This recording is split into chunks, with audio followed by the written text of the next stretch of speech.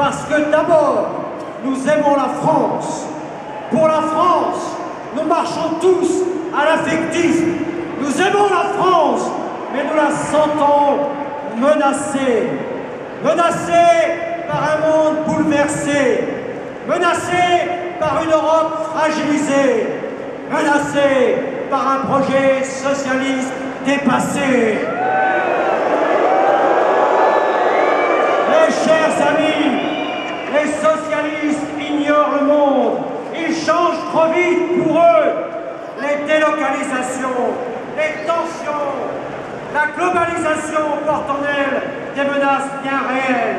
Les nationalismes et les intégrismes sont préoccupants.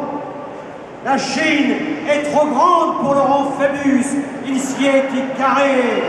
Il faudra une France forte pour affronter ces difficultés, mais aussi profiter des opportunités.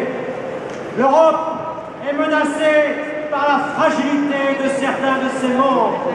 La croissance s'échappe vers l'Asie. Il faudra une France forte pour assumer les réformes nécessaires. Le projet socialiste a fait ses choix. Plus d'impôts et moins de croissance. Les attaques contre la croissance sont diverses et sont perverses. Augmentation du coût de l'énergie, du coût de l'électricité pour les entreprises et pour vous par le recul du nucléaire. Remise en cause de la réforme des retraites. Retour strict aux 35 heures. Cette exclusivité nationale que nous devons aux socialistes. Mes chers amis, il faudra une France forte pour protéger la France du socialisme. Nous avons un candidat fort pour une France forte.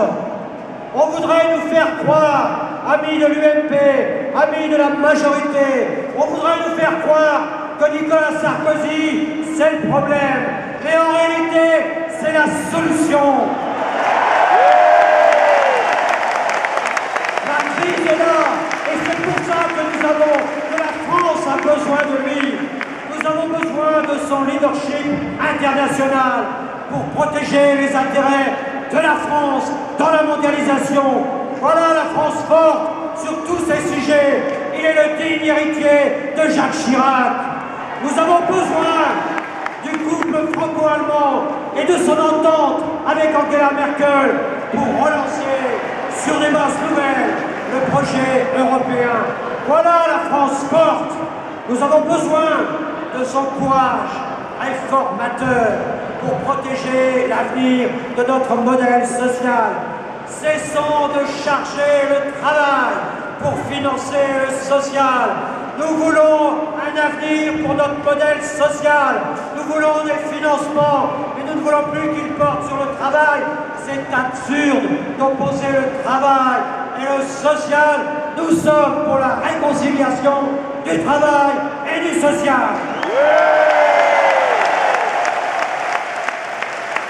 La France forte, chers amis, cette France forte, c'est la France qui a une pensée forte. Notre pensée, c'est celle de l'humanisme européen. Nos valeurs sont opposées à la pensée concurrente, le matérialisme, matrice intellectuelle du socialisme. Nous croyons à la responsabilité de l'individu, de la personne. Non, pour nous, rien n'est écrit à l'avance.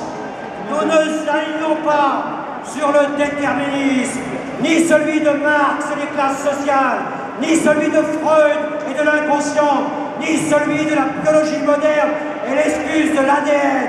Nous croyons à la personne, nous croyons à l'individu, nous croyons à la valeur humaine. Celui qui enfreint les lois de la République n'est pas innocent de lui-même. Nous ne voulons pas de la société de l'excuse. Oui à la solidarité, mais oui aussi à la responsabilité. Chacun dans la République a droit au respect, mais la République exige la réciprocité du respect. ce qui nous invite les uns et les autres à pratiquer sereinement la présomption du respect. Nous voulons rapprocher les décisions du citoyen. Nous nous méfions du gigantisme de ces structures et de ces procédures. Quand les systèmes techniques ou mécaniques remplacent les décisions humaines ou personnelles, la personne est rarement gagnante. La personne doit rester au cœur de nos décisions. C'est le combat des humanistes. Chers amis, chers compatriotes, la France que nous aimons doit être protégée. C'est parce que j'aime la France que je vote pour Nicolas Sarkozy.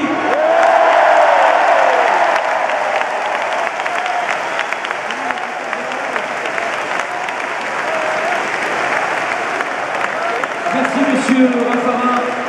Je vous demande de jeter un petit coup d'œil dans les écrans. Regardez le clip La France forte dans le monde. Regardez sur les écrans. Merci.